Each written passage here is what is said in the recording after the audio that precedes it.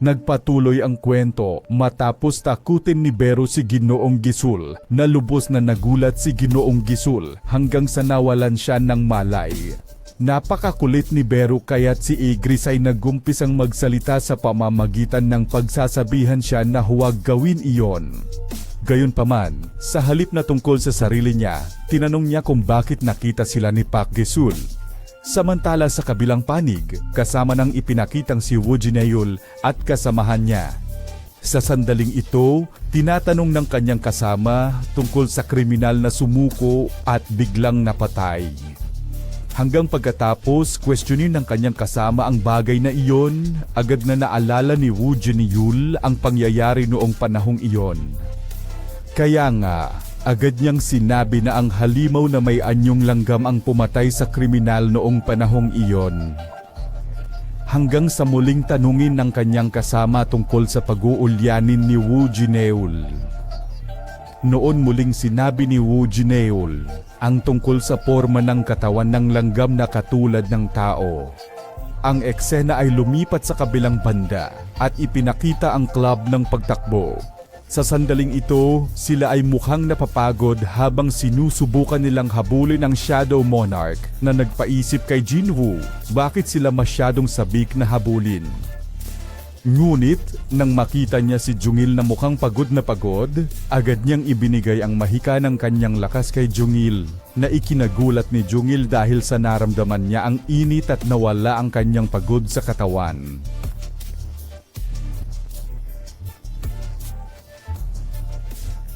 At pagkatapos maramdaman ni Jungil ang bagay na iyon, bigla siyang sumibat ng napakabilis na ikinapanganga ng club lari na pinamunuan ni Taiwong.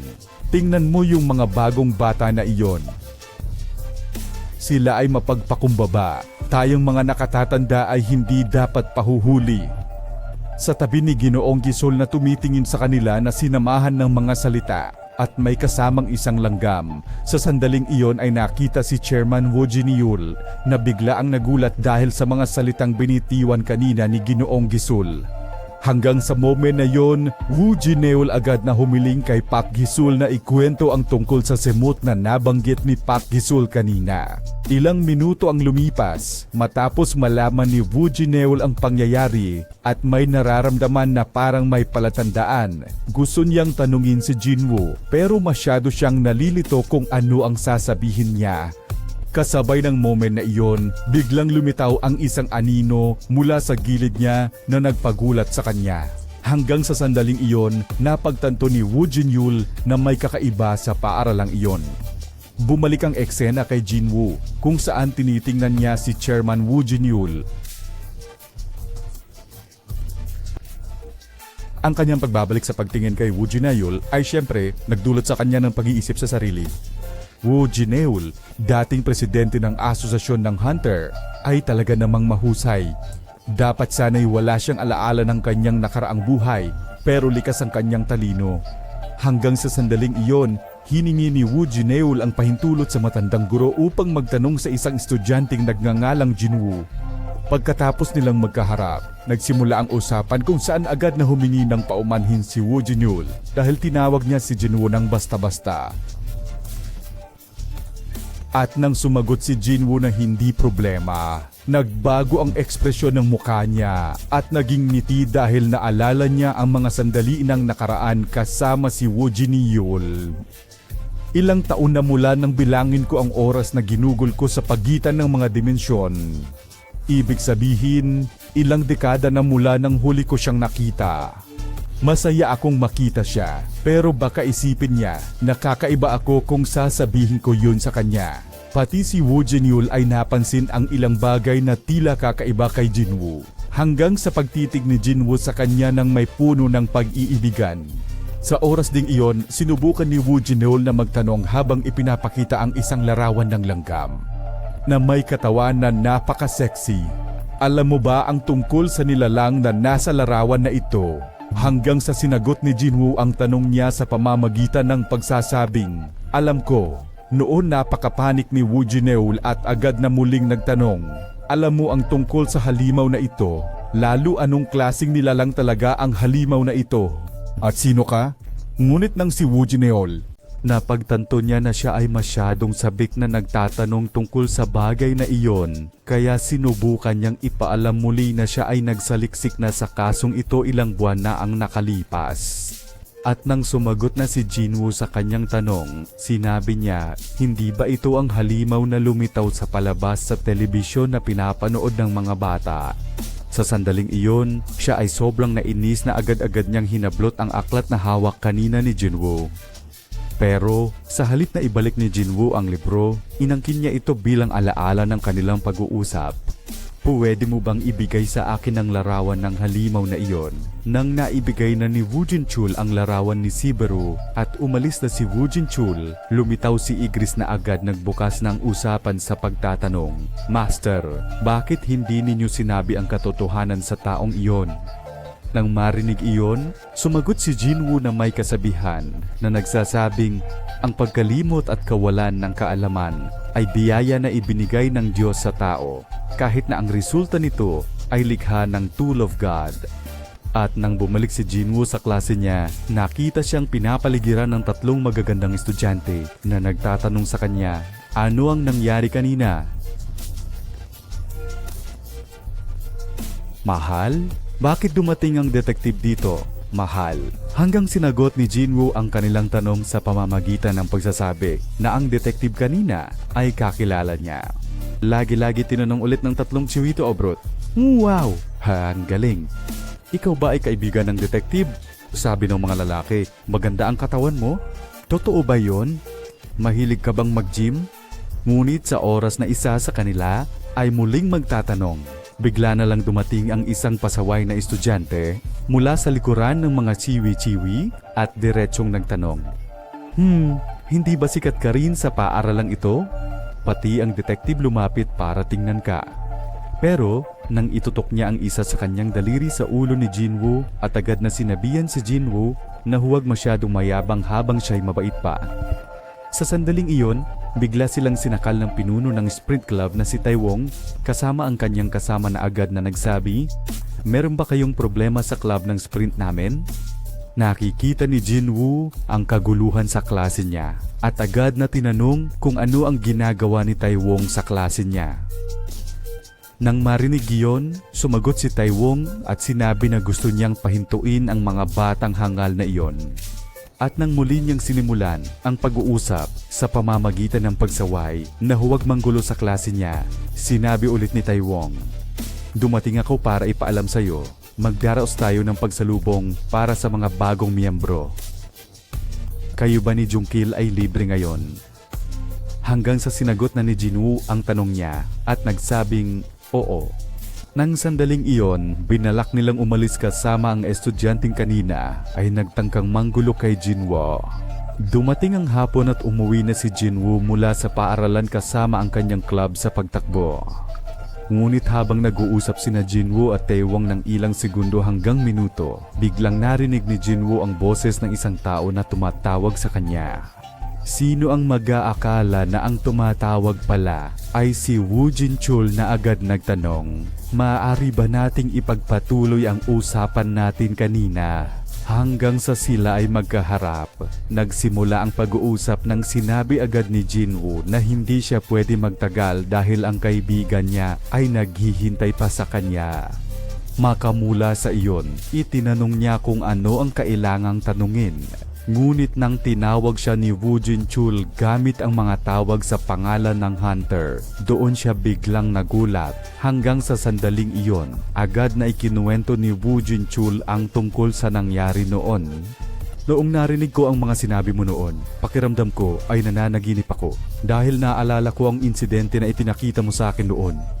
Ang alaala sa aking isipan ay konektado sa iyong pangalan, Hunter Sang. Ang alaala na iyon ay nag-uugnay sa nakaraan, kasalukuyan at hinaharap. Ang nawalang alaala tungkol sa mundo ng mga hunter. Isang mundo na may mga tarangkahan, halimaw, mga ngaso at monarko.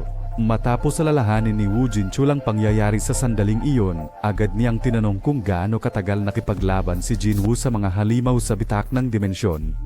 At nang tanungin niya ang tungkol doon, bigla siyang nagulat dahil narinig ang sagot mula kay Jinwoo na nagsabing 27 taon. Ang marinig iyon ay siyempre naging sanhi na siya'y Muling tinanong ni Jinwoo, "Nagsisi ka na ba?" Nang marinig iyon, sumagot si Jinwoo, "Hindi. Pero kung bibigyan ako ng parehas na pagkakataon muli at muli, palagi kong gagawin ang parehong desisyon." Hindi lang iyon, ipinaalam din ni Jinwoo kay Woo Jinchul ang tungkol sa kanyang katawan na hindi natatanda pa, na nangangahulugang ang kanyang katawan ay patuloy na magbabago sa paglipas ng panahon. Hanggang sa napagtanto ni Woo Jinchul ang walang katapusang kabataan ni Jinwoo, at ang lakas niya na parang Diyos. Noong mga sandaling iyon, muli siyang nagtanong tungkol sa plano ng hinaharap na gagawin ni Jinwoo. At nang nasagot na iyon ni Jinwoo sa pagsasabing, "Hindi ko pa iniisip ang ganun kalayo." Naiisip ni Woo Jinchul na anyayahan si Jinwoo na sumali sa pulisya. Kahit na siya ay nagawa pa ring sabihin ang tungkol sa kriminal na sumuko sa kapulisan. Narinig ito, siyempre nagtanong-tanong si Jinwoo, "Kung ako ay maging pulis, wala nang trabaho ang ibang pulis." Nang marinig muli iyon, tumugon si Woo Jinchul sa pamamagitan ng pagpapahayag tungkol sa paglikha niya sa mundo upang magkaisa. Hanggang sa muli na namang ipaalam ni Jinwoo kay Woo Jinchul ang tungkol sa pagninilay niya muna rito, at nasagot na ito ni Woo Jinchul. Sa moment na iyon sila naghiwalay. Isang araw sa isang disyerto, makikita ang isang turistang umaakyat na tumatawag sa hotline ng pang-emergency. Ngunit, siya ay mukhang sobrang nag-aalala na parang nakikita ang isang pangyayari na hindi pa nangyari kailanman. Agad na ipinaliwanag ng turisang tungkol sa mga maraming bitak sa langit. Kahit ang pangyayaring iyon sa disyerto ng Amerika ay agad na naramdaman ni Jinwoo. Kaya nang sa gayon at kinabukasan, sinubukan ni Jinwoo na makipagkita sa isa sa mga lalaki mula sa rulers upang tanungin ko ang retakan sa langit ay nagmula sa rulers o hindi. Narinig iyon, agad na nagulat ang lalaki at diretsong inilarawan ang katotohanan. "Baka alam mo na, pero magkaiba ang paraan ng kanilang pagkilos kumpara sa amin. May ilang tao mula sa ibang mundo na lumapag sa aming mundo kamakailan." Tila binago na nila ang direksyon patungo sa mundong ito matapos silang habulin ng Army of the Sky. Hanggang sa muling tanungin ni Jinwoo kung bakit nila sinubukang pumunta sa lupa. Sinabi niya ulit na sila ay mga halimaw ng lahing higante na kumakain ng bato mula sa ibang planeta na tinitirahan ng mga nabubuhay na nilalang. Nang marinig ito ni Jinwoo, agad niyang napagtanto na may nangyaring hindi pangkaraniwan, simula nang magamit ang tool of reincarnation. Ngunit, nang sabihin ng lalaki ang tungkol sa nawawalang oras noong panahong iyon, doon siya muling nagtanong, "Kaya ang ibig mong sabihin ang kaaway na dapat ay tinatarget ang mundo mo, ngayon ay tinatarget ang mundo?" Hanggang sa oras na nasagot na ng tama ng lalaki, sinubukan niyang isipin ang mas malawak na bagay na malamang siya ang sanhi nito. Kahit ang lalaki ay nagsabi rin tungkol sa mga rulers na iniisip na ang puwersa ng Ras Giant ay hinahabol ang bakas ng malaking kapangyarihan na pagmamay-ari ni Jinwoo. Kaya mula noon, at pagkatapos ng pagbibigay alam kanina ay natapos na, si Jinwoo ay nagbalak na asikasuhin ito ng mag-isa. Samantalang sa rehiyong disyerto ng kanlurang Amerika, sinilyuhan ng pamahalaan ng Amerika ang lugar at tinawag ang lahat ng eksperto na kanilang mahanap. Hanggang sa sandaling inutusan ng lider ng militar ang kanyang kasamahan na huwag masyadong mag-alala sakaling may lumabas mula sa bitak na iyon. Sa mga sandaling iyon, biglang umangat ang mga kasangkapan nilang panglaban na labis na ikinagulat nila. Sino ang mag-aakala na si Jinwoo ang may gawa nito at agad na nagbukas ng kanyang salita? Paano mangyayari na magiging epektibo ang mga sandatang ganoon laban sa kanila? Kahit noong napansin na ni Jinwoo ang entablado niya na handa na at naramdaman ang matinding hangarin ng kalaban na nais ubusin ang mundo.